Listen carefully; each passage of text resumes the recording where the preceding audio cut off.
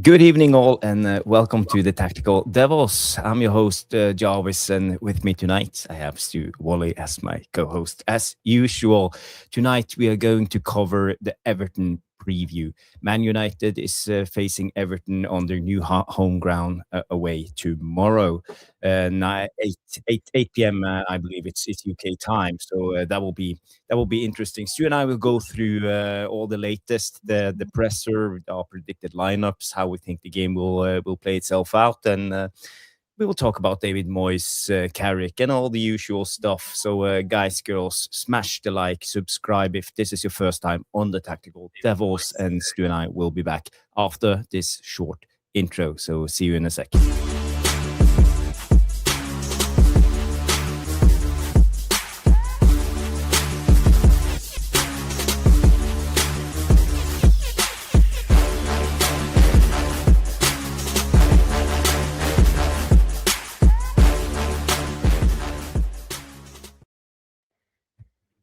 Yes. Welcome to the Tactical Devils. Jarvis and Stu are back. It's Sunday night, and it's time for the preview. I see a lot of people have tuned in already. Let me just scroll through your names. We have Roddy Johnson is in the house. We have Wolps. Big up, Wolps. Good to see you. We have I Am Titanium. Bilal is in the house. Das. Welcome, Das. Who else is here? We have the Wootinator. Big up, Wooty. Good to see you, my friend. And a lot of other people have tuned in. So, guys, girls, get your comments in, and let's get going with the show. Stu, how are you doing, my friend? Yeah, I'm really good. Had a great weekend. I've got one more week of the birthday celebrations, and then I'm off to Paris tomorrow for a quick meeting. So I've got a really early flight, a bit like you. I've got to be out the door, early doors tomorrow. Honestly, I've had a great week. It's been a really interesting weekend of football as well, hasn't it? In terms of Brentford's losing, Palace just scraping over the line against Wolves again. Wolves again can't seem to buy a win. Just keep losing on the 90th minute, don't they? 94th minute. Arsenal looked superb today. I didn't think City looked any great shakes. No, I think they struggled a little bit, but they won, and that's the most important thing for them now. They know what they're doing. It's always like this at the end of the season. Now they are just grinding points. That's Manchester City for you. Well, talking of grinding out, my old mate, Liverpool are grinding out. I didn't think Newcastle looked good. Villa can't seem to buy a win at the moment. So, look, it's all in our hands. We're going to talk about the game in a moment. But we go to the such a child, the Hill Dickinson step. Yes. and we got, but the thing is, though, we have to come away with 3 points. I don't think a draw is enough for us, Jarvis. We come away with 3 points. We're 3 behind Villa. We've got to look over our shoulder now. Chelsea drew yesterday, so they seem to be falling away. But we've got to look over our shoulder at the Scousers. I hate to say it, but there's a little bit of momentum going on there. So if we can just get that win tomorrow night, which I'm really looking forward to. I should be home for about 6 o'clock tomorrow evening, providing I don't get delayed. And I'm so excited to be talking about a further victory. You are right, Stu. It's a must win. We need to win this game. And luckily, we got a little breather. Chelsea drew and Aston Villa drew. So if you win tomorrow, we will only be 3 points behind Villa. So it's almost like we are going into a 4-man race now for 3 spots. Looks like the top 2's done. I'd agree with that. Top 2's done. I think it's it looks like we're going to get. I still say Goodison, by the way, but it looks like we're going to get 5th place for Champions League, doesn't it? Again, by the coefficient. Yeah, because we're doing quite well in the Champions League and in Europe, aren't we, as a whole? So it looks like we're going to get that. But we don't want to be dicking about in any qualifying bollocks. We want to make sure we're finished 3rd and we're in the Champions League.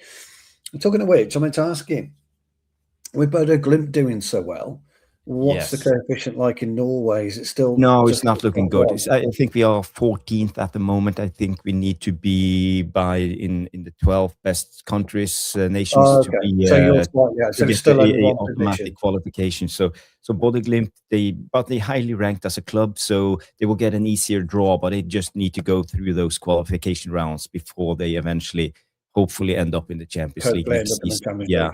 Well, So it's always a tough road, for the smaller countries and smaller clubs. But Bodø/Glimt didn't even win the league; they came in second, and Viking Stavanger is the team who will go into the last qualification round of the Champions League before eventually either going to the Europa League or Champions League. So I think Bodø/Glimt needs 2 or 3 qualification rounds, but they're highly ranked, so they will meet the lesser teams at least. There's something happening in the UK at the moment. We got playoffs. They're looking at adding an extra playoff place in the Championship, so you can maybe finish 8th and still get promoted. And I think that's fucking shocking idea. It's fucking terrible. So you can imagine that, play for 8th. Play for 8th, and you can play for 8th. Minute you're fighting relegation, next minute you're fighting for you're fighting, so I don't think we get it all right. I don't think Europe has got it right. That's why I asked you about Bodø/Glimt. I don't think 5th place to get anywhere near the Champions League is acceptable. Personally, I just don't like it. I'm old school. I think top 1, maybe top 2. Maybe there should be a Champions League B if you finish, 3rd or 4th. I don't know. We have the Europa League then. But if you look at the table right now, you see Arsenal topping 61 points. So they have a little bit. How many points? They have 5 points now on 5 points again. That's a good gap. That's a good gap, that is. But City have 1 game in hand, though. So if they win that, it's still a tight race for that first place. So first and second, I think that will be tough. But I think we can go fight with Villa. If we win tomorrow, we will be on 45, 6, 7, 8, 48 points, so 3 points behind.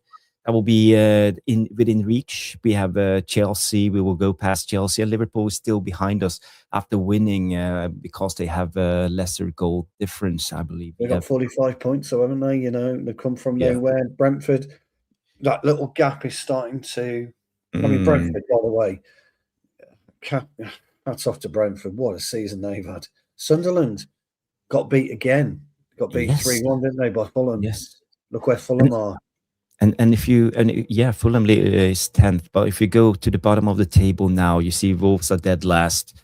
They lost today, but West Ham drew, and Forest lost, and Tottenham Spurs lost. So Spurs are actually fighting relegation at the moment. They're only got real problems. 4 points clear, and West Ham have only lost 1 game in the last 5, so they are doing quite well. Tottenham's problem.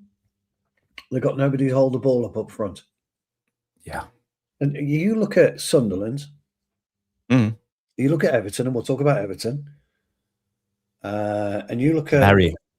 Yeah, they hold the ball up very, very well up front. Fulham, Brighton, they hold the ball up well. And that's been the key.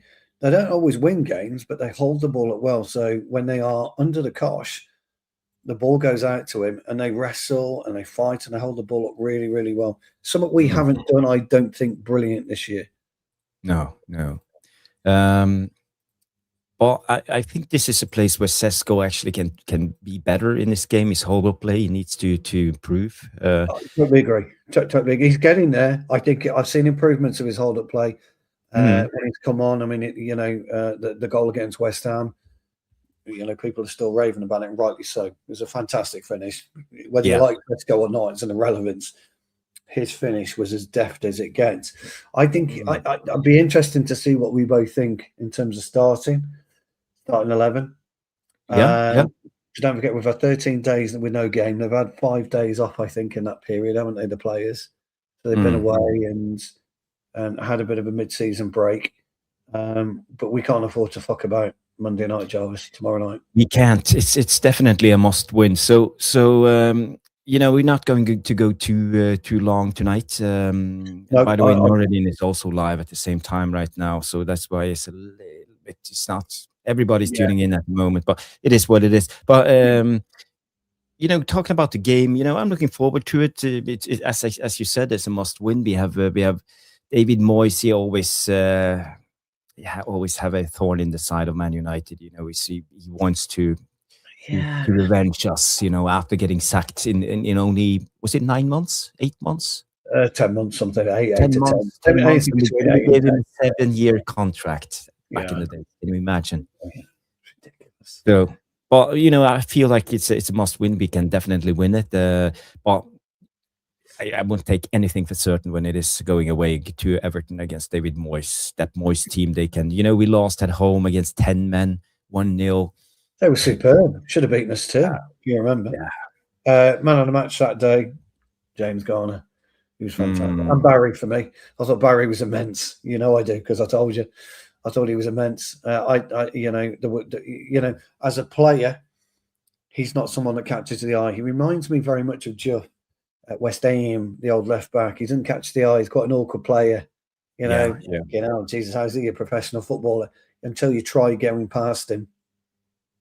And then you know why he's a professional footballer, because he's just he sits in the right place. We are going to have real problems. I think Maguire, he didn't play that game, did he? Was Maguire injured for Everton, or did he play? Can't remember. Well, we can check. We can check. Have a look. We can have a look. But Sean's in the house. Good to see you, Sean. I did catch yours and Dylan's show. Don't forget, you and Dylan are more than welcome. It'd be great to have Dylan on, as well as you, Sean, to chew a fat with me and my old mate. Yeah. Always welcome on the channel. Just let me know, Sean. Let me know. Okay, so the Everton game away. Let's see, head to head.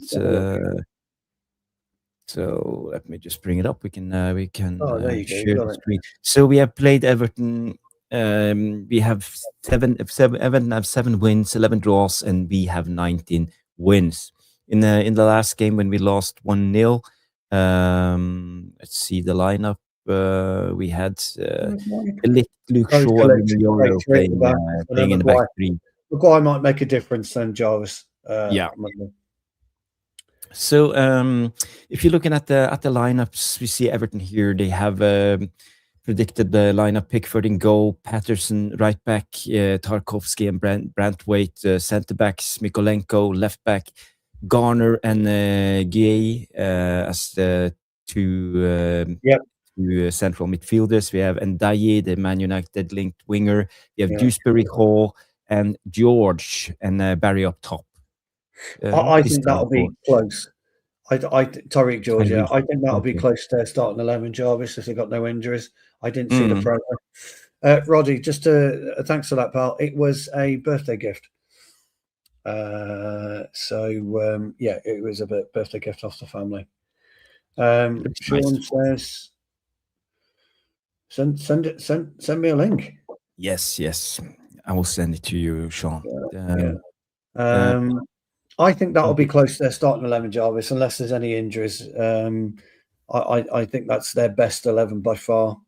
I do like it. Mykolenko, if you remember last against us at Old Trafford, was fantastic, and so was the right back. What's his name? I just sent the link to Sean. Okay. They were very good, weren't they, down the wings? And Dye was excellent. Dewsbury Hall didn't actually come into it to the second half. He did quite well. I like Dewsbury Hall as a player. I think he's very technical. I think he's a little bit underrated, to be honest. I think he has potential to. And now when Jack Grealish is not playing, it's more. It lies more on him to be the creative outlet, I believe, in this Everton team. I think they're probably better without Grealish. That sounds fucking dumb, because Grealish is a fantastic footballer, but I think they're better balanced. The only problem is with Grealish, and I'm glad he's not playing, because he'll go in and he'll get you a free kick. He'll get you a free kick in and around the box, dangerous area, run you in the box, maybe get a penalty. Very, very dangerous. Cheers, Roddy. Thank you. Very dangerous, though. Wouldn't you agree? Birthday week is his last day. Birthday month. Birthday month. That's still a week yet. Still a week yet. This joke never gets old. Thank you for reminding us, Roddy. Stu needed this. I did. It's like Nicholas Jackson, that joke, it never gets old. No. We need you. We need you, Sir Jackson. Nicholas Roddy's Jackson. laughing. Roddy's laughing. Big up, Roddy. Big up, big up. So you think actually Everton are better without Grealish? I just think they're better balanced. Yeah. I was raving about him, wasn't he, when I came on from the Wolves match? They beat them 2-1. And Grealish was on a different planet. But I think they've been slightly better since he's been injured, which is a shame because I don't know whether Grealish can get a home. He's going to be one of those that was at home at Villa, wasn't quite at home at City, not quite at home at Everton. He needs to be Italy bound for me. Grealish, go and try somewhere. Okay. Somewhere in Europe. Great player though. I mean, he really is a fucking sound player. He is. Yeah, he has great potential, but sometimes I think he's a little bit unserious when it comes to his footballing career. I think he can do better. Don't go on a 3-month spender, after winning the treble and all this. Therein lies the problem. I totally agree with you, pal. Too bothered about certain aspects of life. You get a short footballing career. You've had people. We take the piss out of James Milner, boring fucker, but he's just broke the record of all-time Premier League appearances over the weekend. That's fucking unreal. Because it was Gareth Barry, wasn't it? I think it was Gareth Barry. Yeah, I think it was Gareth Barry. And he's fucking unbelievable. I'll bring Sean in while you're doing that. We have visitors coming in. Hello. Big up. How are you? Moyes. I'm doing How are you, Sean? Oh, yeah, we're good. Oh yes. We're good. I can't We're good. We're good. Darth Vader is in the house, everybody. Luke, yeah. By the way, do as King Carrick tells you, get those likes up, people. If you haven't, smash the like and subscribe if this is your first time on the Tactical Devils, as usual. Yeah, Sean. So the Everton game is tomorrow. So have you done your preview on your channel? Yeah, I did that a couple hours ago. I did that. It was a short one, but did it already. It was basically the gist was whoever scores first is probably going to set the tone. Probably going to win it. Yeah. Okay. So what's your expectations for tomorrow then? Well, I expect us to maybe learn a little bit from the West Ham result. We've got to move the ball quicker, especially against Everton. They're going to sit deep, so we don't get that ball forward quicker. If we don't play Šeško, in my opinion, I think we're going to struggle a little bit. But what about you guys? What did I miss so far? Well, Šeško will be in my starting 11, and that means Jarvis knows who I'm removing. Yeah.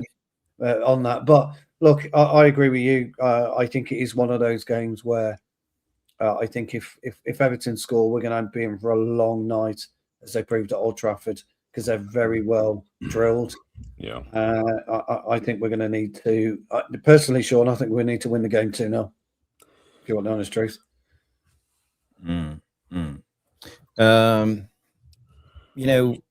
The predicted lineup for tomorrow, we can just go through it. According to FootMob, it's Šeško on top, Mbumo, Bruno, Ahmad.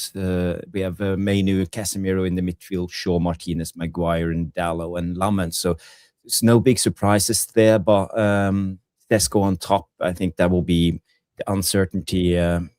Because we know Carrick, you haven't picked Šeško to start in any games so far. So I agree with you, Stu. Starting Šeško, I think that will be important. But I would say it was more important to start Šeško against West Ham than I feel in this game. Everton, they are not a notorious low block, the same as Espirito Nuno Santos. I think they can mix it up a little bit. and knowing David Moyes, I've been sitting here doing previews for Everton games before and predicting him sitting back, but suddenly you see them going high press and going right at our throats. So that's the thing with David Moyes. I think he knows how to mix it up, and that's why I'm a little bit unsure how to set up the team this time. I don't know. What's your thoughts? Moyes will play three systems tomorrow. He'll start with a 4-2-3-1, as we know. He will morph into a 4-3-3, and he'll also morph into a 5 at the back when he needs to. And he does that seamlessly. Yep. These players, they do it very, very well. And when they morph into 5 at the back, Jarvis, what's going to happen up top? My old mate is going to be there as the ball carrier, the water carrier. That's what he does. And that's what they did with us. He fluctuated between 3 and 5 at the back. Sorry, 4 and 5 at the back, and he used Barry as the outlet. And what happened with Barry is it stuck. It stuck like fucking glue, and it allowed Everton to come out. That's what a target man does. Okay, he doesn't score the goals, but he gets you up the pitch. Now, this is my argument with Cunha, everybody, Devilish Tacticos, Sean and Jarvis, is I've got no problem with Ahmad as a footballer, zero problem, but he doesn't get you up the pitch like Cunha does. And I think when Cunha doesn't play, that is a massive asset that we lose. And I cite Liverpool away. He single-handedly dug us out with 10 minutes to go with his backward and his forward playing. He's done it on numerous occasions this season. Now, you could argue, and I would accept that argument, and I would take it on board, and I expect the argument, he's not very consistent throughout the 90 minutes of doing that, or the 60 minutes that he's on the pitch of doing that, and I totally agree. I really do. But when he does do it, he's devastating, and he gets it right, he's devastating. And I just feel for me that if you are going to play Šeško, which I think is the right move, I think he deserves a shot anyway. Carrick's got to give him a shot, in my opinion. Just risk him, try it, see how it goes. You can always bring him up if need be. We need height in the box because they're not very good at defending balls in the box, Everton. No, that's right. And he has demonstrated in the past he's good aerially, hasn't he? But he's not actually demonstrated so much at United. It is great aerially. But the other thing for me about it is, and I tend to agree with Jarvis on this, I don't think Šeško's hold-up play is anywhere near good enough for us at this point in time. And I'm going to cite, and I can't believe I'm about to do this, I'm going to cite a re-emerged Gyökeres from this afternoon. He drifted in and out of the game quite nicely for Arsenal. When he didn't need to be in the game, he wasn't in the game. But when he needed to be in the game, he was quite effective. And we will need that now from Šeško. I don't need you in the game all the time, but when we need you, you've got to be effective. And I don't think he's quite been that effective when we've needed him at certain times. However, he has delivered 7 goals this season. And it's not a bad return. So between now and the end of the season, he should get anywhere between 10 to 12. And that's not a bad return considering how many times he actually started? How many games has he actually started? Do we know? I can look it up. I mean, this is the issue with signing players late in the summer, is we know that managers aren't going to start him right away. He got injured for a little while there as well. Hasn't started in the Carrick. So this is game 5. So he's only started 11 and he's played 21. There you go then. So that's not a bad return then, from starts on how we do it. So for me, I like Mbeumo on the right. We know that if Šeško plays, Ahmad plays, and Mbeumo plays, we know Mbeumo is going to be out on the left. He won't be on the right because Ahmad will play on the right. So for me, I think he should be Cunha. There's no surprise to Jarvis at all. No. And the devilish tactic goes Šeško and Mbeumo for me. I would do that. Supported brilliantly by Bruno, and then you've got to hold your hands up to the resurgence of Kobe Mainoo.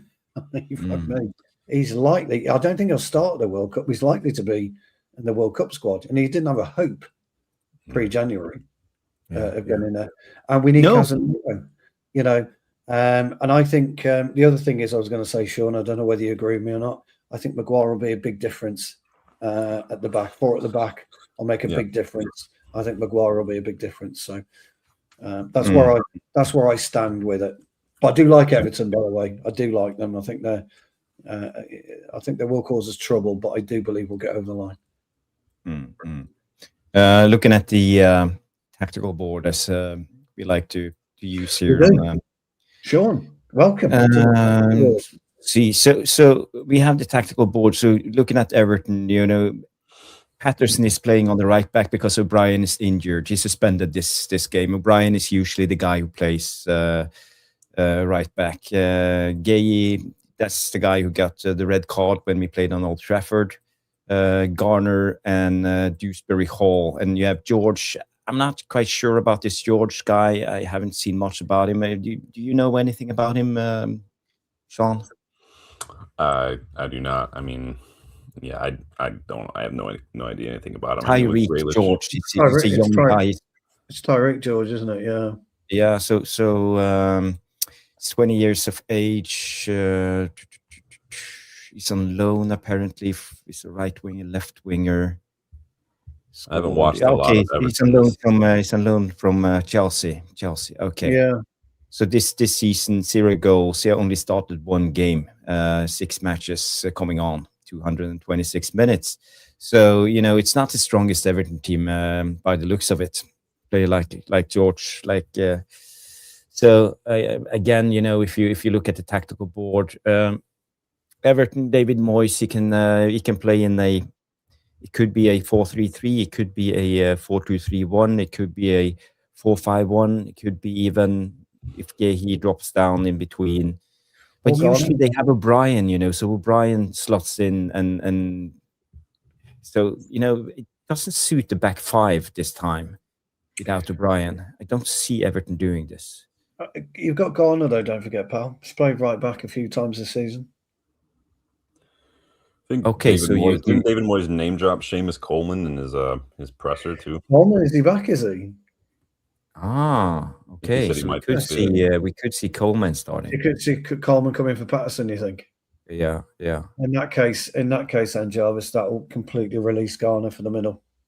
Yeah, he was quite effective there, wasn't it? Old Trafford. Garner. I thought he played the width of the pitch very, very well. Garner. He's key. He's key for that. I put up some graphics earlier of everything goes through him. He gets a lot of pressures. He pretty much covers every blade of grass for them to put pressure on the ball. The guy's an absolute machine in midfield. Yeah. No, I'd agree with that. Darren Mack says we should start our new mid signing. Who's that? Midfield signing. I don't know.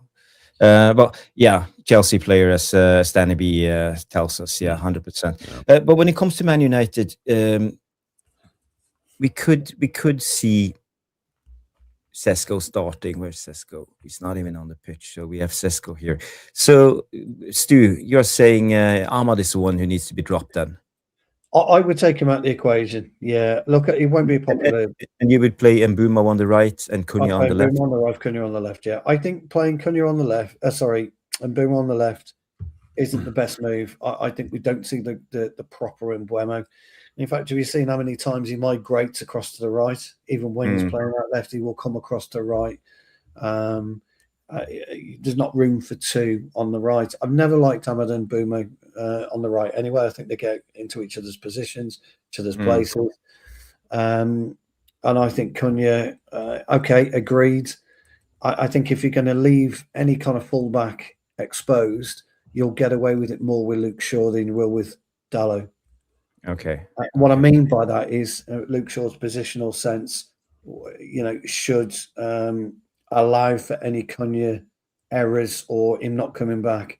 But I think ultimately, if you don't play Cunha, you lose that real depth of drive. A good 30 yards, it'll get you 30 yards up the pitch, because we don't have a hold-up player who can get us up the pitch and hold it up there. You've really got to utilise somebody who can. I agree, guys. I really, really agree he goes in and he runs into trouble more often than not. But when he runs into trouble, Jarvis is running into it deep into their half, not deep into our half.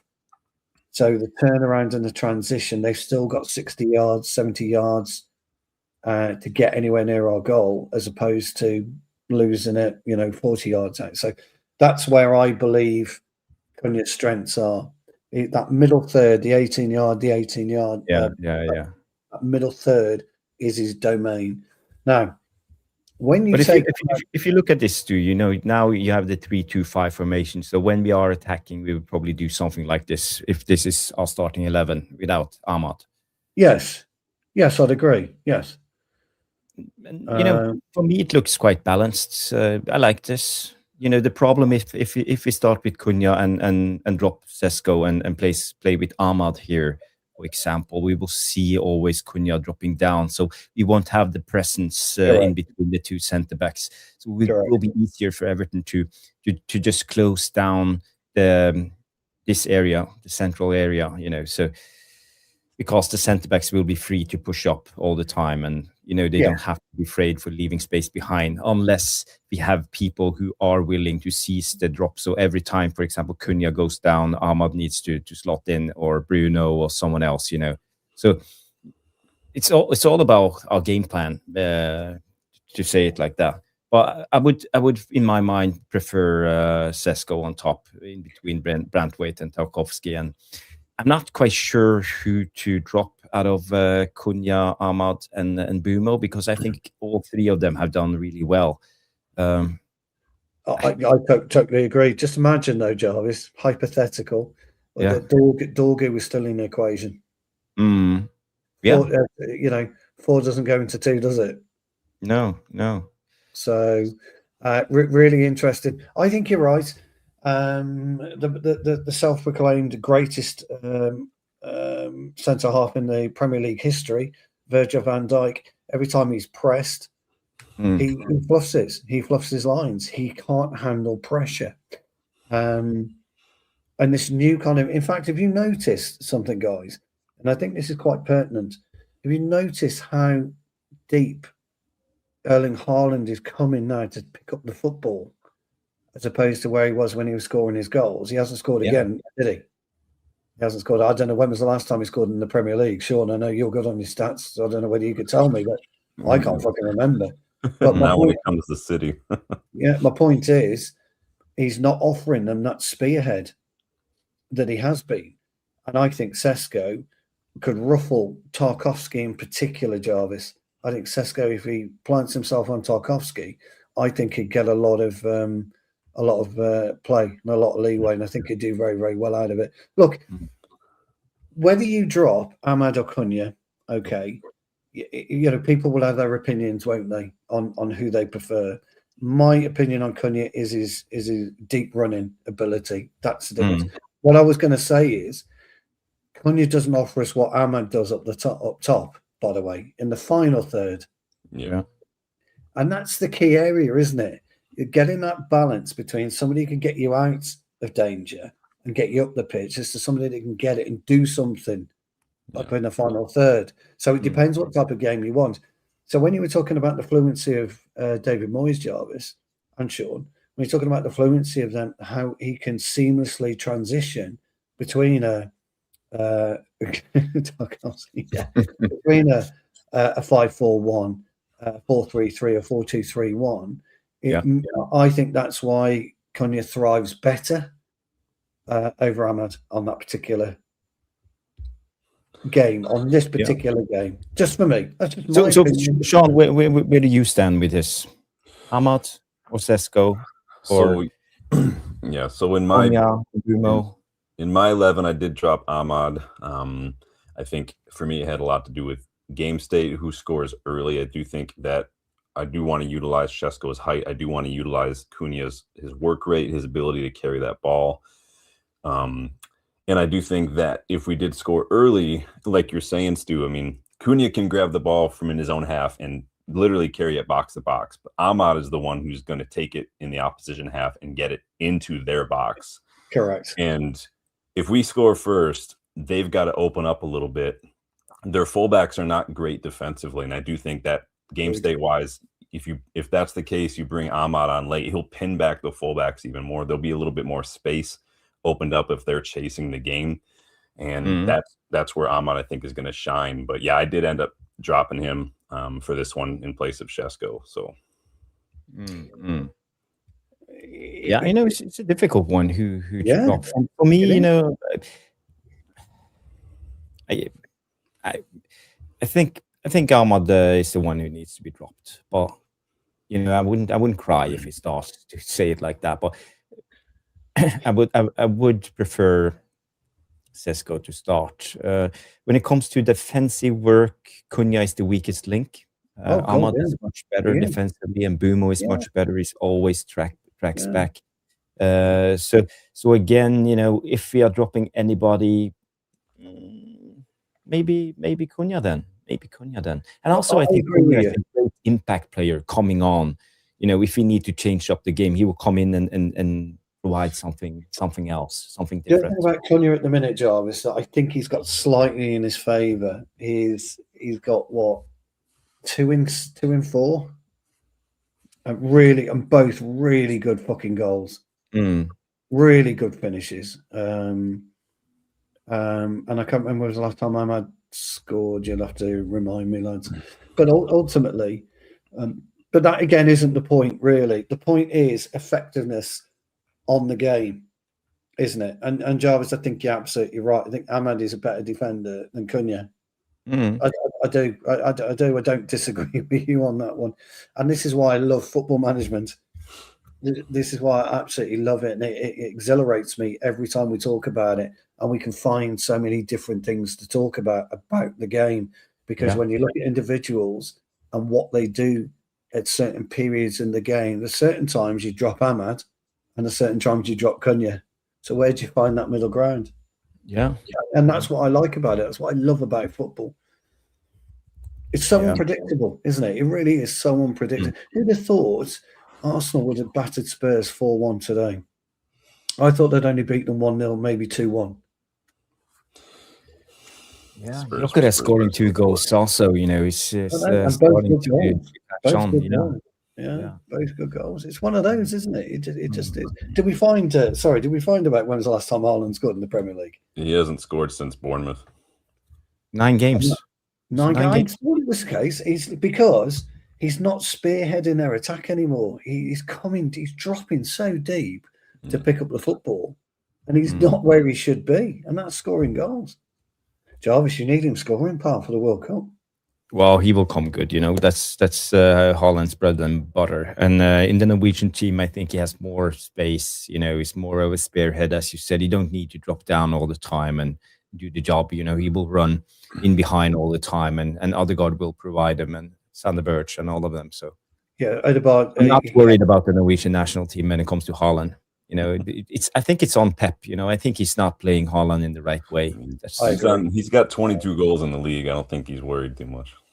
No. But it's getting to him. 9 games is a lot. Go. So he scored in the Champions League, didn't he? Well, and he scored against on the penalty against the. We take no notice of Haaland.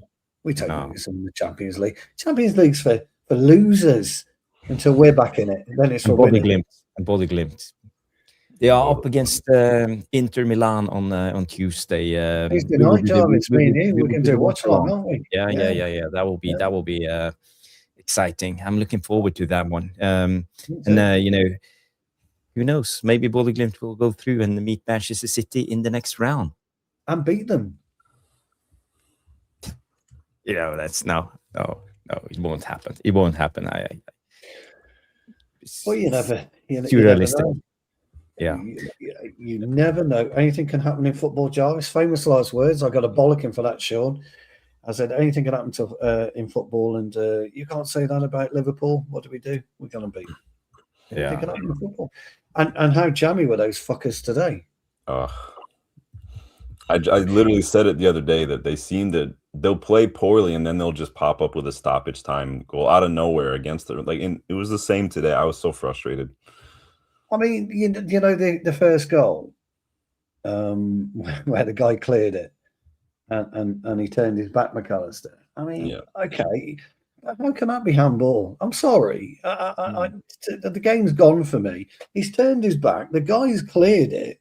Come off it. You know, how can that be handball? Did you see the goal that was chalked off for Spurs because the Kolomowani pushed Gabriel? Yeah, I can't believe it. I can't believe it. Was it Gabriel or Saliba? Took a dive, didn't he? Yeah, it was. I think it was Gabriel. Yeah. He got 10 out of 10, didn't he? Yeah, from every judge. It was fucking. It was awful. It really was awful. Mm. And then what about Van Dijk? He was clearly offside for me. And how the fuck did that? It was offside, yeah. And they got. You could even see, couldn't you, when they froze it? You could see it was offside, and then all of a sudden now it's feet. When did it become feet? All of a sudden, not arms. Yeah, jamming. I don't know the offside rule anymore. You know, it's the same as the handball rule. You know, what the hell do I know? I just played the game for 40 years, so I don't know nothing. By the way, Sean, congratulations on USA winning the hockey Olympics, beating Canada in the final. I don't know if you saw that. I'm going to be honest with you. I don't really follow the Olympics all that often, so. No, but they just play. It's the final day of the Olympics tonight, and you know the United States won against Canada for the first time a Olympic gold medal since 1980. I saw the third goal, but I was too busy crying in my curling beer because we were well beaten by Canada. It was so close until we fucked up and gave Canada 3. In end 8, I think it was, or something like that. We just couldn't. But it was a good game. It was a good game. They is it Gregory? Was it their third man, not their skip, but the one before their skip? Kennedy. Yeah, Kennedy. He was Kennedy, the finger. He was the one that pushes it, and yeah. No, to be fair to him, he was on fire, wasn't he? Everything he hits was really good. I think it's been a really good Olympics. We've had quite a solid Olympics for us. We're not very good at winter sports because, as Jarvis reminds me, on a regular basis, Sean, we don't get snow in this country. Yeah, we get something that looks like snow but isn't snow. I showed him. I sent him a video one day. It was a couple of weeks ago, and it was really snowing. And he just laughed at me back. He goes, "What's that?" And he sent me a picture of a car with that much snow on the roof, and my car had that much snow on the roof. I think I've seen snow once in the UK, and it was the first night I was ever. It was my first match ever at Old Trafford. It was against Real Betis in the Europa League at Old Trafford, and it was sideways snow. It was pretty bad. Oh, again, Jarvis going sideways snow. What the word is that? By the way, this is the medals, the how many gold medals, and Norway ended up with 18 golds, 12 silvers, and 11 bronze medals. So 41 medals in total. I think that's a new record for Norway, by the way. What did we get? 4. You're 3 golds, 1 silver, and 1 bronze, and the States came in third, 11 gold medals, 12 and 9. So, yeah, it's been a good Olympics for Norway. What's the thing where they ski and then they'll stop and they'll take a rifle out and they'll start shooting stuff? I like that. Yeah. I turned it on once years ago, and I thought I'd turned on to a James Bond movie or something. I'd never seen this. It was the strangest thing ever. No, it's really quite hard, isn't it?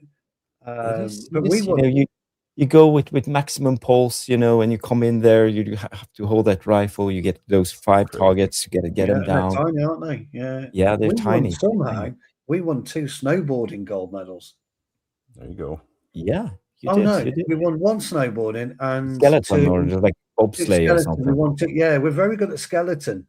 We won 2 gold medals in skeleton, or 2 gold medals in skeleton. That's crazy. They go more than 100 kilometers an hour, down that scraping the ice. It's fucking nuts. Yeah. I mean, you see the walls on the angle on the walls. It's like more than 90 degrees. When they come in, it's almost upside down sometimes. Well, the most famous one is in Norway, isn't it? Lillehammer. Yeah, Lillehammer. Isn't that the most famous bob run in the world? I don't know. I think so.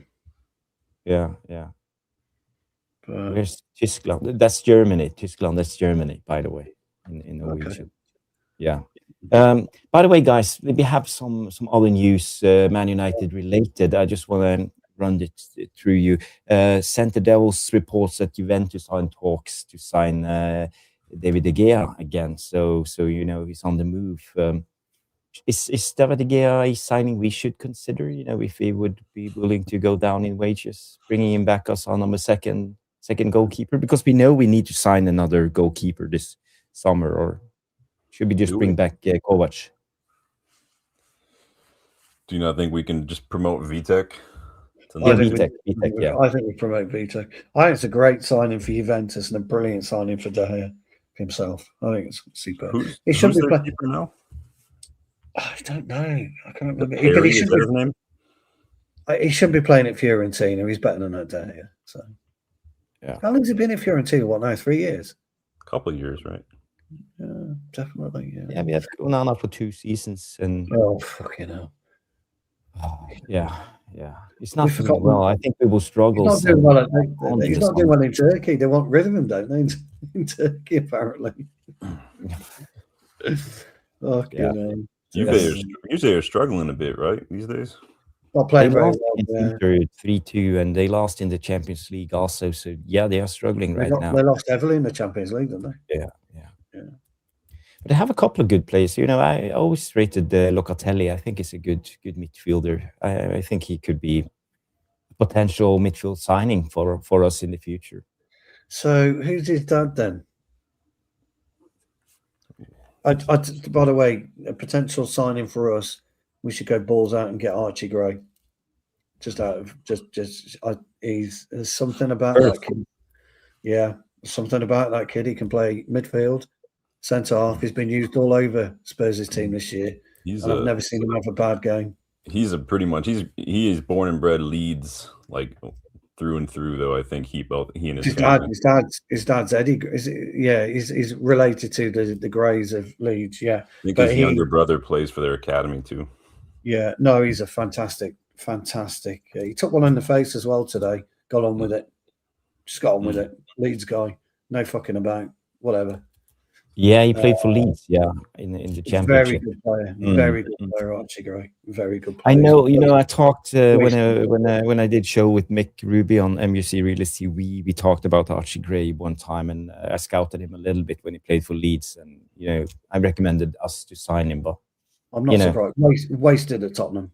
His problem is he's been played in a couple different positions, both for Leeds and for Spurs. So for a while, I think last year Spurs had him as like center back for a while, and had him at centre half for 6 games. Yeah, he suffered as a result. Great player, absolutely great player. He would do well for us, and under the right gaffer, he'd do really, really well for us. I don't know why. He's Andy Gray's son. Yeah. Yeah. Okay. We have a question coming in from Rob. Do you think Carrick will give Lacey some minutes? Shea Lacey? No. We'll see. Depends on how hard he's taken the situation with his older brother. I don't know if you guys saw that. Yeah, he was arrested for murder, wasn't it? Yeah. Charged. He's charged. Yeah. Charged. Yeah. Charged. Can I just tell you the problem Shea Lacey's got? And it was our discussion 10 minutes ago. Who'd you drop, Cunha or Ahmed? And there's your problem. Straight away. Competition. There is no pathway for him to. There is no pathway. No, there isn't. But when he did come on, he didn't fuck about. Mm-hmm. I've seen a goal. I've seen Sot a goal, and I'm hitting the target. Real Manchester United, proper Manchester United footballer. Rattled the crossbar a couple times already. Did against Tottenham, wasn't it? Didn't he hit the bar in his debut against Tottenham or something like that? Absolutely fantastic fucking strike. He'd only been on 2 minutes. I like the look of Lacey a lot. I tell you, JJ Gabriel though. I don't know if you guys are watching any of the academy, but JJ Gabriel he's got it. You need to watch his goal from yesterday. It was amazing. They beat Wolves, didn't they? 3-1. Yeah, he scored again. I think he Is it 18 goals in 14 games or something? Ridiculous. So, look, I'm in total agreement with you about this player. Same with Kai Rooney. I'm in total agreement with both of you. Kai Rooney is what, 16, 15, 16, something like that. We have got two gems on our hands. And if we don't deal with them right, then, but he's too small, Gabriel, at the moment. Yeah, but he hasn't signed a new contract. He can sign for anyone, after this season, can't he? I think we're moving heaven and earth to try to convince him. He's not old enough to sign a pro contract yet, is he? Yeah. He's old enough now. I thought he was only 14. No, he's 15, but it's about your birth date. So if your birth date is not before like the end of August, you can't be registered for the league. Right. Okay. But he could play in the FA Cup if we were still in the FA Cup, but we're just not in the FA Cup anymore. Look, I mean, Arsenal did it, didn't they, with their 15-year-old lad? Look, Waits is a very, very good player. Yeah. I like Gabriel. I don't know what the fuck we're going to do with him though, Sean. At this point in time, he's one of those conundrums on what you do with him. Same with Kai Rooney. But he looks some player. He looks some player. I'll give you that. Yeah, his goal was superb. If you guys haven't seen it yet, it was amazing. Yeah, I've seen the goals. Yeah. Did Wolves play in green? Yep. Yeah, they did, didn't they? Yeah. On other news, we have this one.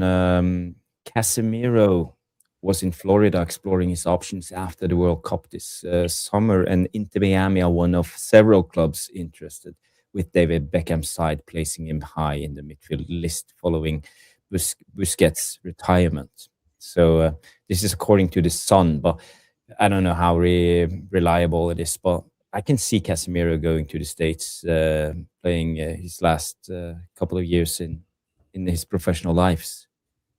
Do you think that will be a strong signing for the MSL? Yeah, I mean, I think it would work. I was trying to look up because in the MLS you get three designated players. Isn't that changing, Sean? Aren't they changing the whole aspect of the MSL now? I've not seen anything about it.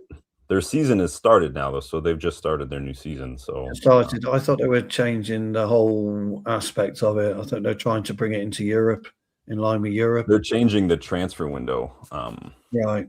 But the designated players, so you get, because there's a salary cap in the MLS, so you get, each team gets three players that are designated players. They can pay them pretty much anything.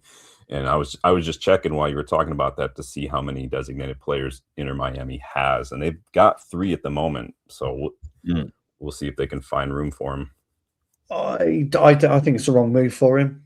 To be honest, do you know what I'd like to see him do, Jarvis? I'd like to see him go back to Brazil. Yeah.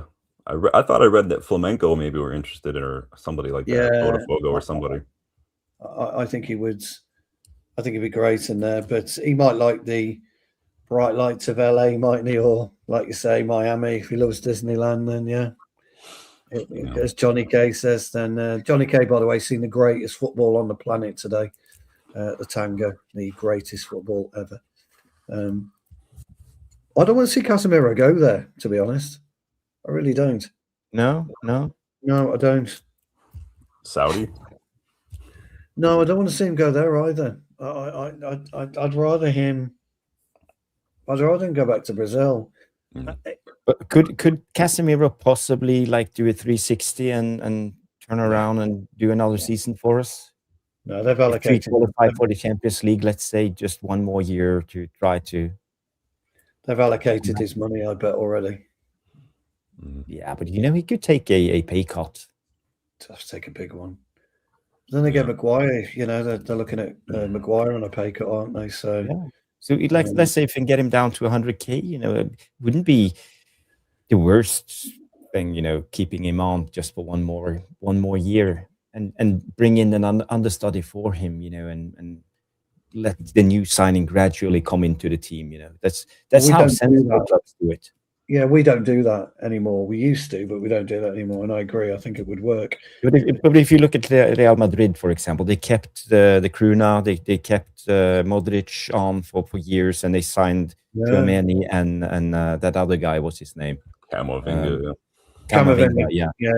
Camavinga. So if we were a well-driven club, this is what we would have done, in my opinion. But it's hard to say. Isn't it? Yeah, it's hard to say. I don't want to see him go into Miami, actually. They're a club. They remind me, and I know City have got a team in New York. They remind me of a city in the UK, just trying to, get the best they can, and I don't like it. Yeah, they've become about the Timu Barcelona in the MLS. They keep signing all these Barcelona players. Yeah, for me it doesn't. Like Messi, I don't. A bit like Ronaldo in Saudi Arabia, you've got no respect for them playing in that level anymore, have you? Well, Ronaldo could quite easily play in the Premier League still. We really could, and probably Messi could, but Messi never tested himself in the Premier League. Yeah, in my opinion. And I think it's Is Casemiro part owning a team in Spain? I don't know. I haven't heard anything about it. He might have invested in the team, I suppose. Yeah, it could. Quick question coming in from Bilal saying, should we take JJ to the preseason tour? Oh yes, yeah, 100%. You should. You should take Kai Rooney with you as well, and Waits. You should take as many of the youth as you can. Yeah. Even if they don't play, get them in around the first team, properly training, take them on match days, get them involved, get them out warming up with the first team as much as they can on pre-season. He has trained with the first team a couple times, JJ. But you can be around on match days, but only in the stands. You know, on pre-season, you can be around on match days, go in the changing rooms, kit up, because you can have 20 subs, can't you? That type of thing. Really get yourself involved.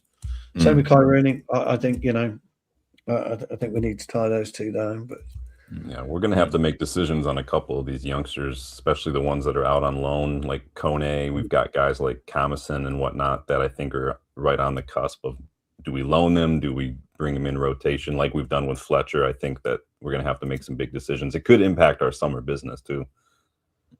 Yeah. No, I agree. No, I agree. I think there will be pathways for some, but you're right, Sean. There's not going to be pathways for other. Shea Lacey just might be the victim here, Yeah, we will see, but I will see more of Shea Lacey. I really rate him as a player. He's proper, as you said. No, I agree. But what do you do with him when you've got Cunha, Dorgu, and Buemo and Ahmad? As I always say, if there's good footballers, you will always find a way to play them. That's just the way it is. Yeah, I would like to see next season the likes of Lacey and that playing the Carabao Cup. That's Carabao Cup, FA Cup, even the early rounds of the Champions League. Not every game is. Yeah, I'd like to see them do that personally.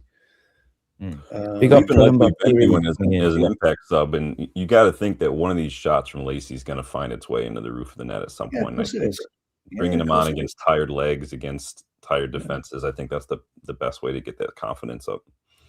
Yeah. Marbella. Casemiro is part owner of Marbella FC. Marbella. Okay. Marbella. Yeah. That's I went to Marbella. I was in Cadiz. No, they were the area around north of I thought you were Mallorca the other day. No, not Mallorca. It was, I can't even remember. Well, I wonder why. I wonder why you can't remember. Fucking hell. Absolute disgrace. A couple of cervezas for Jarvis. Huh? Yes. Disgrace. It was disgrace. Sent me videos of him, and all I saw was beer and his fucking hand. That's all I saw. One in Rome, right? Absolute disgrace. It was. Not any joke. Alicante was the place. Alicante. Yeah. A little bit north of Alicante. I think that's Marbella, by the way. Yes.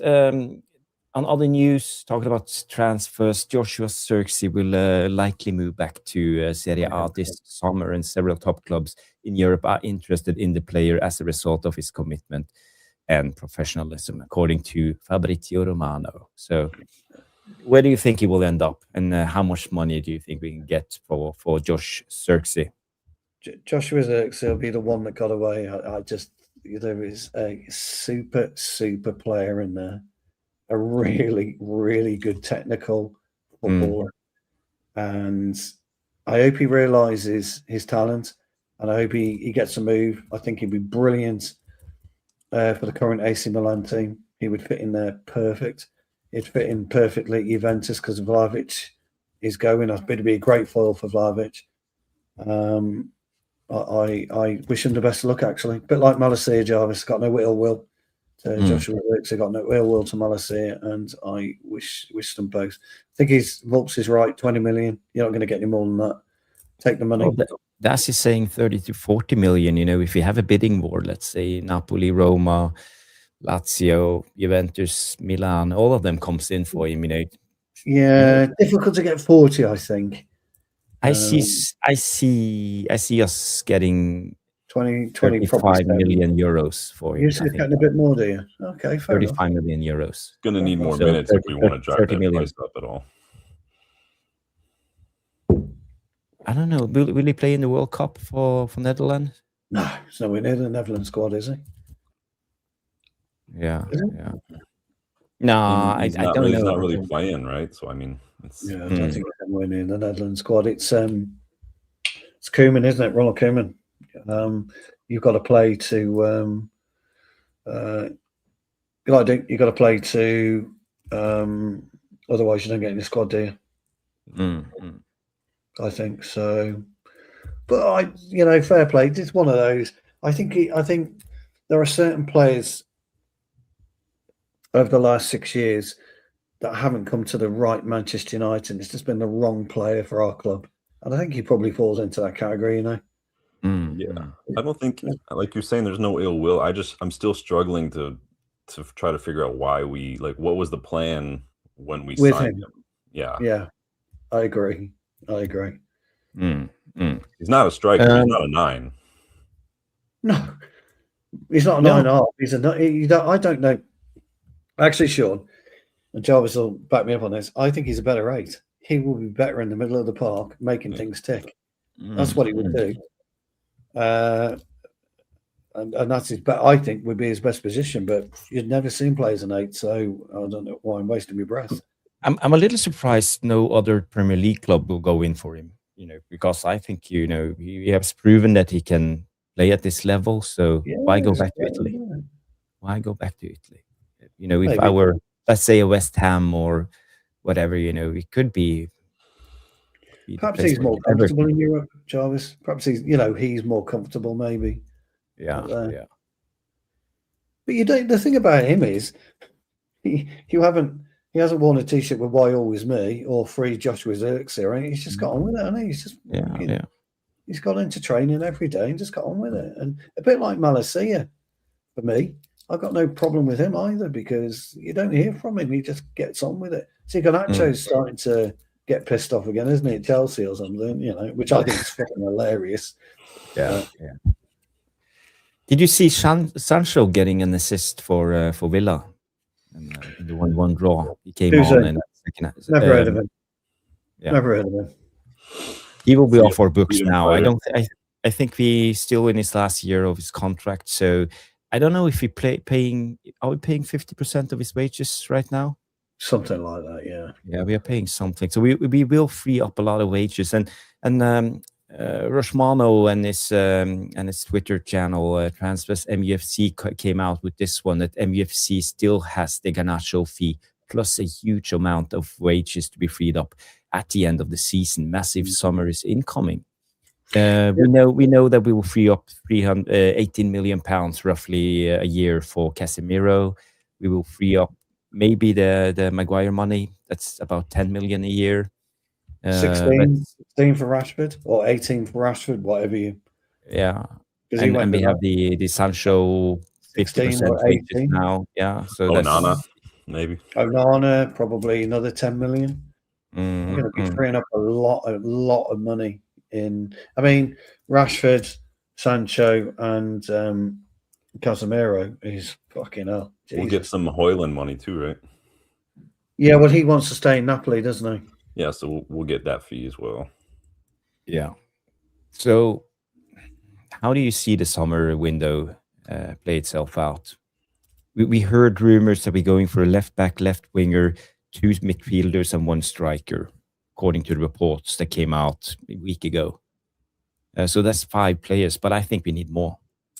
If we are going into the Champions League, let's say if we go to the Champions League qualify, that's minimum 10 games extra. And we have to compete in the FA Cup, League Cup, and the league. So we are talking about a lot of extra games, 2 games a week, almost a whole season. Yeah. We know our squad is very thin. It feels like we always need 5 or 6 players going into every summer, though. Yeah. So you don't think we will see a massive window? We will sign maybe 4 to 5 players, or? No, I I think think we'll you'll see. sign. I think you see a big window, Jarvis. I think you'll see. We've got to be smart though this year, and I think we've got to make our money travel as far as we possibly can. Yeah. And when we're looking at midfielders, we can't blow 100 as much as we have the money and could blow 120 million quid on a midfielder. You need 2, and so you need to be very, very smart with what you do. Yeah. And that's why certain players come on the radar. I like the Wolves left back Bueno. I think we're getting for 40 mil. Yeah, 40. You say 40? Yeah, I think 40. Do you? I think you get them for like around half that. Honestly, I've seen reports. Really? Yeah, especially if they get relegated. I've seen reports that somebody, I forget who, were preparing a bid for like 20-25 million. Okay, he's a brilliant. He would fit in perfectly to us. A very, very good player. Yeah. And I think he would be a great acquisition. Me and Jarvis keep going about Sander Berg. You get him for 40, maybe 50 million. Sasa Lucic will be the final year of his contract this summer too. Great player. But he's injured though. Wait a minute, Luke. He's injured now, but yeah, but he's good. I rate him. But again, great player. Yeah. So there are players out there. If you look outside of Elliot Anderson and Wharton and Blaber, there are players out there, and I think if we do want to bring in 6 or 7 players, you've got to start looking at that level of money. And then if you need to, you can maybe, because I think you get Humland for probably 50 mil out of Sporting, and I think he's a fabulous footballer. I mean, he really is fucking special. Whether he can do it in the Premier League, I don't know. But there are players out there, but you've got to do the bulky business out the Premier League again, like we did last summer, and then just sprinkle other players in and around that we may be able to get for some money. But we were linked with Diamande out of Leipzig, weren't we? Or but you're looking at, what was it, 100 mil, Jarvis? Was it reported? Not for. It's not going to happen, Diamande. We need to start really trusting our guys like Vivell, or like when we had Ragnick here, like to go identify these players before they go to the Leipzigs, before they go to the Brightons or the Brentfords. Because you can look at Diamande, but I did a scouting report the other day on a winger at Hoffenheim, who is probably who Leipzig will get to replace Diamande if they sell him. That's who we need to go and get, those guys. Get the guy that Brighton are going to replace Baleba with, this kid Yarenki from Djurgården. Like, go get those guys for 15, 20, 30 million. Instead of Baleba, no, it's true. I mean, there's still a Mamadou Sangare still would have been a brilliant midfield signing. I think I've got another one for you coming up too soon too. Ooh. I mean, Stiller would be a great signing for us. Angelo Stiller, he would be a fucking tremendous signing. He really, really would. But you're looking at probably the sharp end of 100 million euros with him, aren't you? So he's not quite as defensive as I would like. Stiller, he's definitely more of a playmaker. He's a brilliant player. I mean, he is a brilliant player. Yeah. But you're looking probably about 100 million of him. So I think we've got to act smart. I would agree with you, Sean. Look, the trouble with Vivell for me is he's too German-centric. For me, he focuses too much on the Bundesliga. Yeah, but he knows the league, so why not? He knows the league inside out, and I get that. I understand that. But there are some really, really good footballers in the Premier League at the moment that we could go and get.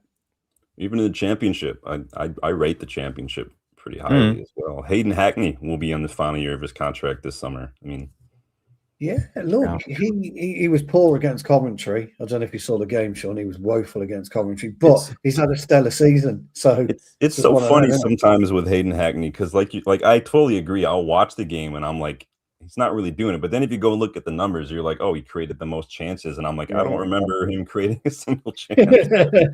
I'm like, all right, I know. It's one of those, isn't it?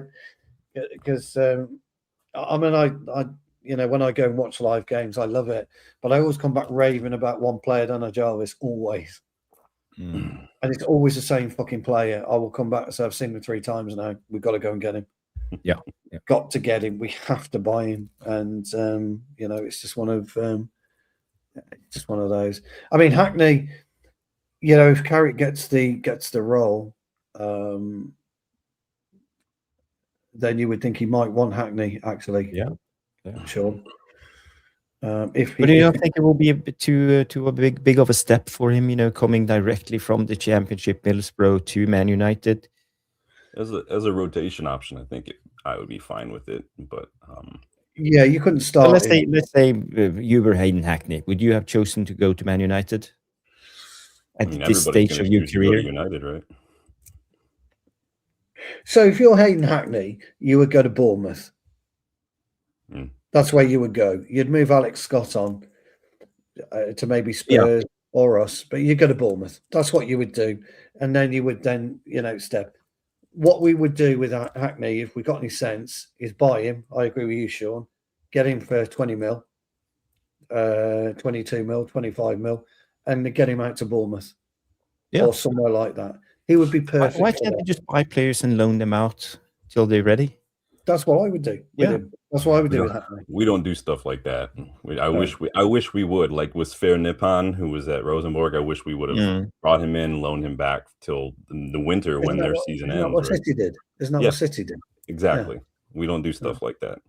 No. It's just like we only work on one deal at a time in the summer. It's ridiculous. Yeah. Anderson, Sangare, Lance, Fernandez, Vestavia. I got another midfielder for you, Danny. I got another one. I got my next scouting report video. Fernandez, yes, of course. He's all right, the West Ham Fernandez, isn't he? He's good. Yeah, he is. I rate him. He wants to go to sunbed, mind you, but he's good apart from that. Yeah, I think the biggest problem for us now, every player we go for in the Premier League, you know, the fixed price is £65 million. You know, it's fucking dumb, isn't it? I agree with you. But you know, that's the price. Every player we will get interested in will slap the price tag £65 million, and we start at that. Why 65? It does my fucking head in. It does. I agree with you. Yeah, but you know, that's why we struggled signing Mbumo, because we paid 65 or was it 60 for Cunha, although he was a really 64 for Cunha, and we ended up paying 70, didn't we? I think for Mbumo. But and then you got City paying 20 million quid or 30 million for Gay. I mean, fucking hell. I mean, come on. Well, it's so annoying, isn't it? It really is so annoying. There's a reason they've got 115 charges. I wouldn't use City as the measuring stick. Well, we've forgotten about that. Me and Jakey, everybody's forgotten about that in the UK. Yeah. People are that fed up with it. I think they're hoping it'll just go away. I mean, this is going to be the biggest heist in the world.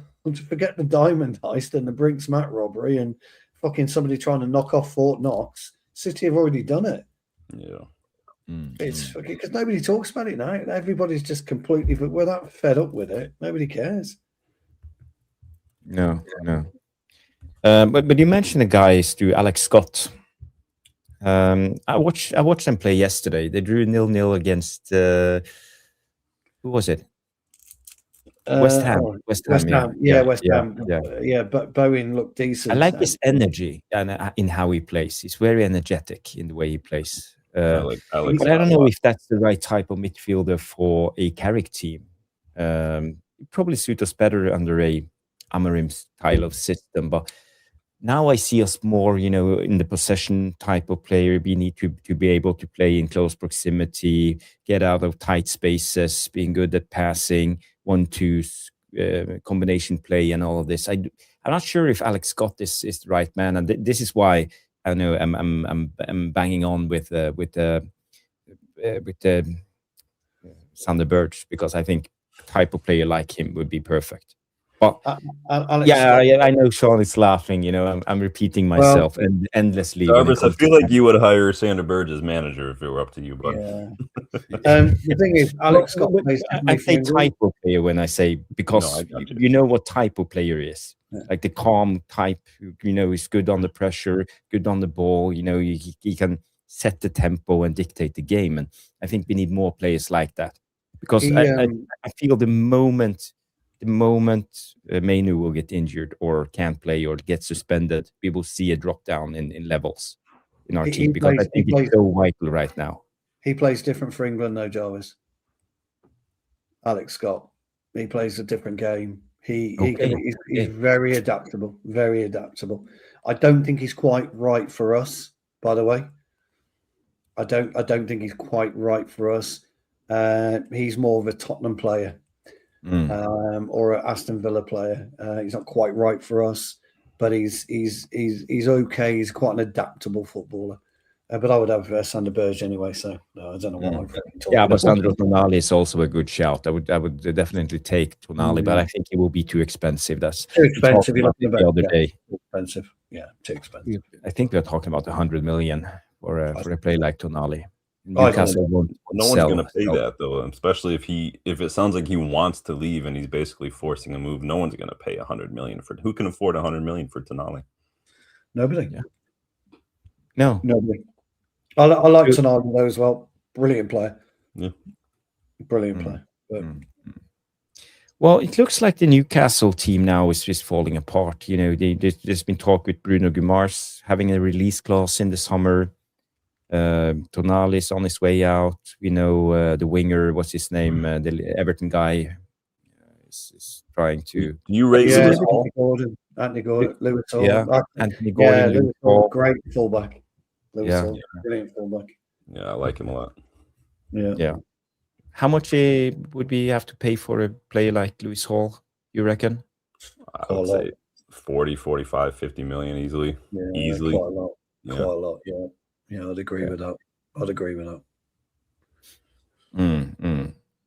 Yeah, and then West Ham Fernandes is a good all-round game. So yeah, he would also be a type. He's kind of similar to Sander Berge. I think he knows how. He's an interesting player, isn't he, Fernandes? Yeah. But again, where would you'd have to pay 50 million for him, maybe, perhaps. Yeah, tricky one, really. It's a lot for probably a backup too. Well, the problem is, if West Ham goes down. If West Ham goes down, I'd take Juve before I'd go for Fernandes.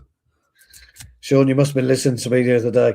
I was talking about Juve, and I said to Jarvis, he is one awkward son of a bitch, but fuck me, try getting past him. He can't play football, but try getting past him. Yeah, good luck. He's very good. I like him a lot. He's got a wand of a left foot on him, doesn't he? He's fantastic. He's everything you need in a fullback. Is Juve. He just does. But I think he plays as a midfielder for Senegal, not a fullback. Is he a midfielder? Is he for Senegal? Yeah, I believe so. There you go. That shows adaptability. Maybe I'm wrong, but I somewhere in my head tells me that he played as a midfielder for Senegal. Did you see Bowen's little keep it uppy flick and try and get his shot off yesterday? He was unlucky, really, because it's a lovely bit of skill. Yeah, Bowen is a great player. Yeah, he was unlucky. Yeah. If West Ham goes down, we should go get Bowen, Fernandes, Diouf.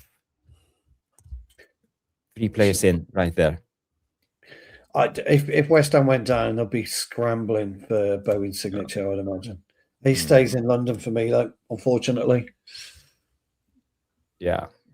You might be right. Yeah. I don't have any more topics. We have a couple of questions we can do at the end. We have one here from Bilal saying, do people in Norway play rugby? I was asking whether people in England play fucking rugby after last night's performance. Fucking hell. But rugby is a big sport in England. World Cup winners. Winning. But we can't seem to play for toffee at the minute. Okay. But in the States, you play American football. Do you watch American football, Sean? I used to watch more of it until about 14, 15 years ago when we started to get like Peacock and things like that, and I could watch, Premier League more frequently. I did watch the Super Bowl, but then I was reminded why I don't watch the NFL anymore. There's too many commercials. I can't handle it. It was a boring game, I would say. Boring game. Very defensive game. Yeah. But the young, what's his name? The young quarterback who played for New England. Oh, I don't. I haven't even. He looked like he was 19 years old, and he was way out of his depth. Did they win the Super Bowl? Who won the Super Bowl? Seahawks. Oh, okay. Yeah. They sacked him about eight times or so. He was not getting any help. So. Yeah, I haven't. I don't watch it. American football is quite actually really big in the UK, but it's not for me. Now, the funniest one for me is America playing for the World Series in baseball. I thought that's the funniest thing ever. I don't know why they call it the World. Do you know why they call it the World Series? Baseball's I've never got into it. Unfortunately, I used to really be into hockey. Oddly enough, but I just don't watch it anymore. Back because I'm from Michigan, so when the Red Wings back in the '90s were winning Stanley Cups and stuff, it was fun time to be in Michigan. I only know that. No, I was going to say Steve Yzerman, Detroit Red Wings. Yeah. He's the legend. Is it the Rangers? Is it the New York Rangers? That's one of them. Yeah. Oh, one of them. Yeah, there's a lot of teams. Oh, okay. Yeah, well, Yzerman, he played for Detroit Red Wings, didn't he? Many years. Yeah. Okay. For me, it's always been Boston Bruins. Yeah. What about the Maple Leafs? Oh no, the Canadians, aren't they? Toronto, yeah. And the Canucks, they're Canadians as well. Yeah, it's weird. I honestly, the only sport I watch is football. I don't really watch a whole lot of American sports. Do Canada and American teams play together? They're all in the NHL, or they're in different leagues? I think there's conferences, but they do play in the same. It's really interesting. Okay. Couple of other questions. Did we answer this? Do you think Carrick will give Lacey some minutes? We have this. Should we take JJ to preseason? Yeah, we also answered that one. Yes. We Deserve Better comes in and say, if Man United do not finish third, would you be concerned considering we only play one game a week? That's a good question. I would be, yeah, absolutely. What they're doing, they actually in football we deserve better, and I know you play, so you know this. It's better to keep playing and then to have a rest period, 7 days between games, because you lose the momentum. And 13 days is a long time to not be playing a game of football, and I think we'll be quite slow to get into the game tomorrow night, and but I expect us to get over the line, no problem. I think if you ask any footballer, they'd much prefer to play twice a week or 3 times a week, Sunday, Wednesday, Sunday. You answered your own question in the question itself. We're only playing once a week because of the mentality and the quality of the players we have right now. Yeah, well, that's the other thing as well, isn't it? Yeah. It's like, so no, I would 100% for me. You want to keep playing. But I can remind you that Body Glimt have only played 3 games since the 9th of December. Sander Berge, Body Glimt, my birthday, all in the same podcast. We just need an Ollie reference to fill out my bingo card here. I was going to say, if somebody was playing bingo, that'd be it, wouldn't it? Tick. Oh, Ollie. Tick. There you go. Remember the 99 final when he scored? Oh, never heard it. Never seen it. I wasn't even there. I know I was. Oh, yeah. What a legend, Ollie. What a goal. What a fucking goal. Ollie was a baller. Paulinia didn't play well today. Yeah. Unfortunately. But absolutely superb as normal. No, just not today. He wasn't good today. Okay, so that's Stu. Stu is always Paulinia, Harry Maguire, and my birthday month. Your birthday month, yeah. And Cunha. Yeah, Cunha. Jarvis, can you do a charity football game, Noradin's channel? Be good to see the Jarvis chop.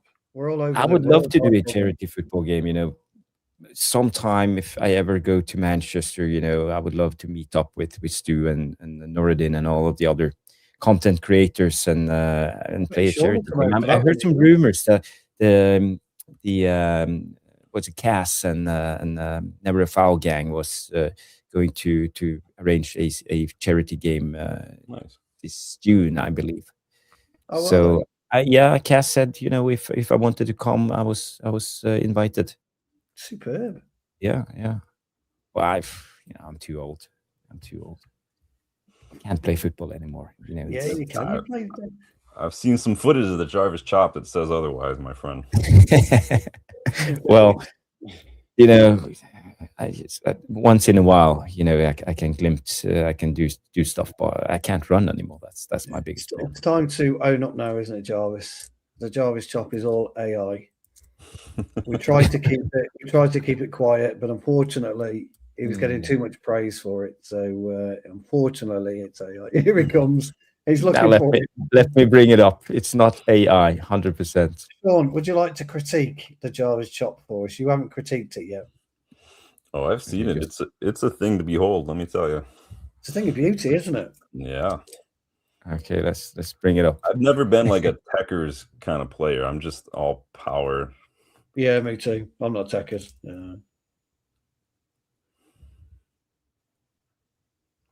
Oh, the poor kid. I mean, he got the thing is though, Sean, the kid. I mean, what was he doing? Just face him up. I'm going to tell you what does it for me. And it's going to sound weird. It's not even Jarvis is showing us his Craigslist ads here. It's not even the chop itself. It's the little shoulder drop right there, and then just he completely sends homie the wrong way, and then he's just off. He's finished. The kid's finished. Yeah, rumor has it the kid retired. Yeah. After the game, rumor has he just kept walking. We just kept walking the other way, straight out to the car park. Yeah, he thought, fuck it, I'm going. He's done him. He's absolutely done him there. Oh man, 5-star skill moves for Jarvis. Yes, absolutely. The legend that is. But my favorite dribble is just the soul. They you roll on your foot. Using it, rolling. Roll over the Graylish special. Yeah, that's one. But they usually use it in playing futsal. Futsal. It works outside too. I think my favorite tackle is the and I've mastered it. It's the 2-footer. I've absolutely mastered it, and I can win the ball on the 2-footer. Nice. Absolutely brilliant. The 2-footed tackle. Yeah, but the thing is, it's a proper 2-footed challenge. Actually, isn't off the ground 2 feet like that. Proper 2-footed challenge is one behind you and one pushing through. So to stop the play and push the ball through. So you win the ball and the player. That's the best. My favourite shithousery one is running in front. So if you're running alongside a defender, you manage to get in front of him and you cut across him, so he trips over your feet. That's and it's you get away with it. You do run the risk of an Achilles injury, ladies and gentlemen. But that's my favourite shithousery one. It always works, and you just carry on, and they start crying like crazy. It's funny. That's my favourite one. Yeah. Well, guys, it's been a great show. We have been doing 1 hour 30 minutes, so I think it's time to wrap it up. I know, Stu, you have an early flight tomorrow. Right. So I just found this amusing. I dribble a lot. I'm seeing the doctor tomorrow. I think that's funny. Absolutely brilliant. God, yes, we forgot, Sean. You do realise he calls himself Garincha, don't you? Nice. No, I don't. My coach used to call me Garincha. Norwegian Garincha. It's an old reference. If look up Brazil 1958. Well, I've seen some footage. He was a player. Garincha. Oh fucking hell, Jesus Christ, yeah. He's one of those players that revolutionised football at the time, alongside Pele. He's one of those players. Yeah, Cruyff was another one. Diego Maradona was another one. For me, alongside them, elevated in Mario Kempes, just fucking superb player. Mario Kempes. Fucking superb player. What about Pablo Futre? Paulo Futre. Yeah. Yeah. Well, Paulo Futre reckons he's as good as Maradona. Yeah. But he was. I mean, he was. He refused to play because he refused to play for West Ham. Yeah, because they gave him the number 16 shirt, and he said no, Futre 10, and he goes no, Futre 10. He took the shirt off and stamped on it. And walked off. Didn't he walk off? He didn't play that game. Yeah, he fucked off. That's funny. A great story. Great story. Guys, go and subscribe to Sean's channel. You probably already subscribed, but it's a great channel. I try to catch United versus everybody every time I have the chance. It's a great channel and learn a lot about new footballers that I never heard about. So that's Sean's speciality. Appreciate do you that. care to drop a hint about the midfielder you are going to do, or is it a secret? It's not a secret, but I'll give you a hint. If you can figure it out before I got to do another scouting report special, I got another one planned. But he plays in France. He plays for FC Lorient. So that's about all the hint you're gonna get. Okay. But if you like guys like Lamine Kamara, if you like guys like Mamadou Sangare, if you like those kind of players, he's very, very similar. Okay. Interesting. Yamal. Don't float my boat, right, Yamal. I don't know why. He just doesn't. Then again, neither than Mbappe. So yeah, I should tell you everything you need to know. Socrates from the Brazil 1982 team. Yeah, what a beard. Somebody mentioned Rivellino as well, which was he was some fucking player. Luque as well from Argentina that era, 78. Great player. But I don't know if you remember the guy who played for Argentina in 1990, Claudio Caniggia. Oh, Caniggia, yeah. Well, he's famous actually in World Cups for being fouled 3 times, stayed on his feet twice against Cameroon, and then got absolutely mullet on this one. Caniggia, flowing locks. Yeah. And Argentina, they lost the opening game. They were the reigning champs in 1990 against Cameroon. Yeah, Cameroon got two sent off, 2 red cards. 2 red cards, but they lost with a header. That Oman Biik scored a header. They got Argentina had that stupid goalkeeper. What was his name? Pompidou or something like that. It was a weird name. But they recovered well. Argentina. Caniggia was break his leg in the first game, and he was replaced by the other guy, Shea or whatever, the guy who saved all the penalties. Yeah. Oh, yeah, possibly. Yeah. Thinking about it. It was a good World Cup. The Wasn't that USA 94, Sean? What's that? Wasn't that America 94? Yeah. I was only 9 at the time, so I don't remember a whole lot of it. But the only thing most people remember about that is fucking Diana Ross.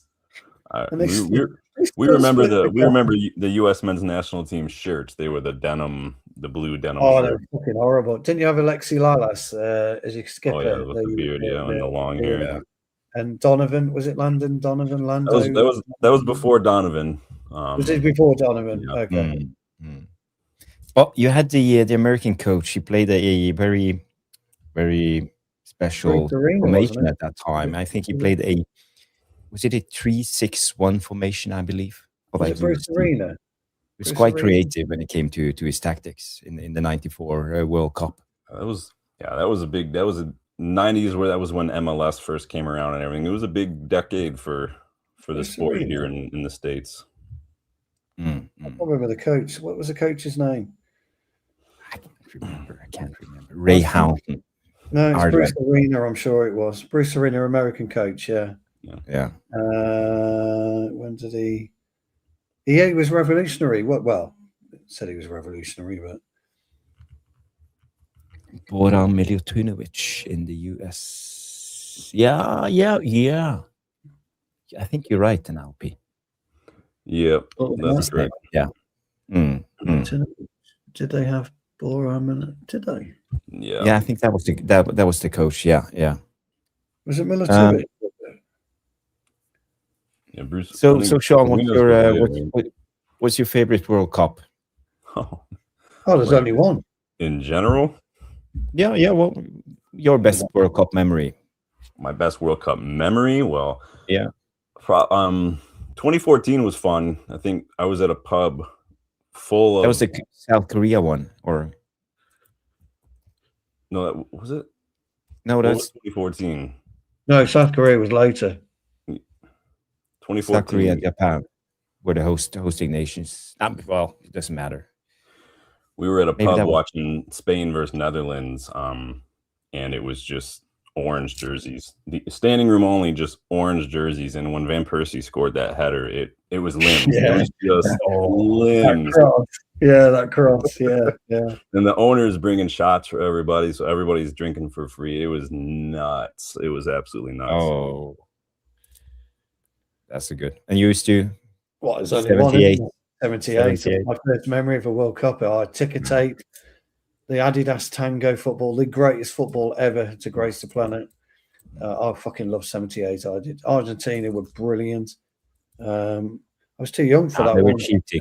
The junta was cheating. We were paying up every. Yeah. You all know that story. No, I know. Closely followed though. I've got to be honest. I thought Spain '82 was fantastic. As well, I thought that was a really, really good World Cup, like the World Cup in '94.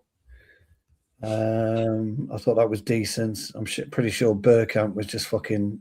Or was that France '98? I can't remember. He was on fire anyway. Bergkamp in one of the finals.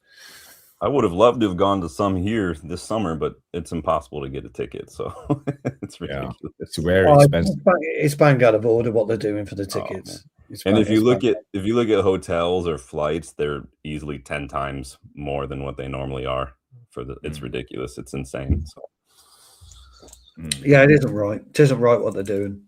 Kobe Jones. That's the name I haven't heard in a while. There it is. He was American, wasn't he? Kobe Jones, Yeah. That Rasta here, He did, the dreadlocks. Yeah, the dreadlocks. Yeah. Kobe Jones. And that was the year, by the way, '94, where Tab Ramos got his cheekbone broke, wasn't it, by Leonardo? Yeah. Well, nasty one. Yeah. Great name. Italia 90. Well, for me, I think it's the Mexico 86. That's my first memories of a World Cup anyway. So because Denmark was doing really well, Norway wasn't qualified, so most of us was rooting for Denmark in that time, and they did really well. They beat Spain. They lost against Spain in the last 16, I believe. But they did well. They had Michael Laudrup, Preben Elkjær. I don't know if you remember. I remember Preben Elkjær. Jesper Olsen. Who did you have also up front alongside Elkjær? Who was there? Didn't you have that? That was a two-tone kit, wasn't it, that year? Was that the two-tone kit, or was that later on in the? No, I can't remember. They played with Hummel. Hummel was the brand. Hummel, yeah. So I think they had two white stripes or something. Yeah. Preben Elkjær. Yeah. Well, guys, I know Stu has an early flight. Yeah, sorry, I've got an early flight. Yes. Yeah. I just want to thank Sean for coming on. Great to have you. Thank you for having me. Always a pleasure. Yeah. It's always good to have you on, Sean. And always, if you want to come on, just let me know in the chat, and I'll send you the link. Does Dylan fancy it as well, or did you have a chat with Dylan? He's busy this weekend, unfortunately. So, he's a teacher, so he's always grading papers. Fair enough.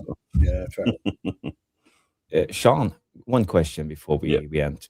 Have you read all the books behind you in that bookshelf? We've asked him that before.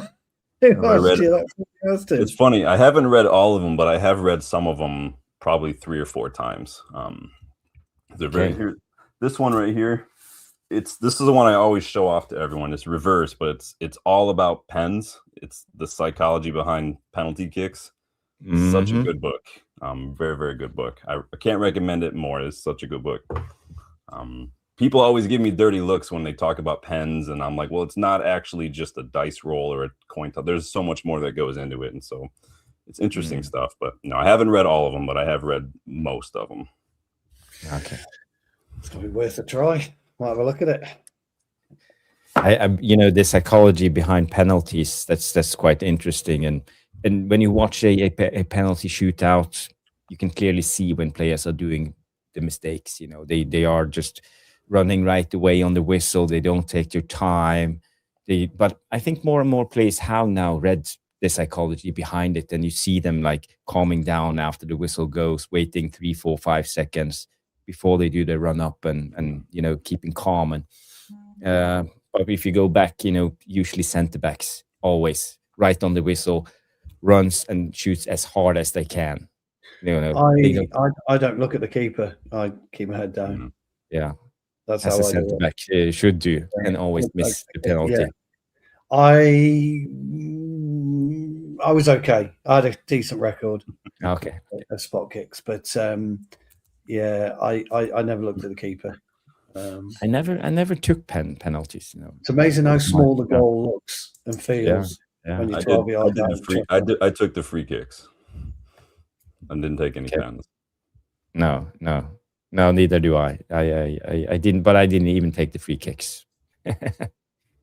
You were just doing the chop, weren't you, kid? I was just doing the chop, the technical stuff. He just did the chop.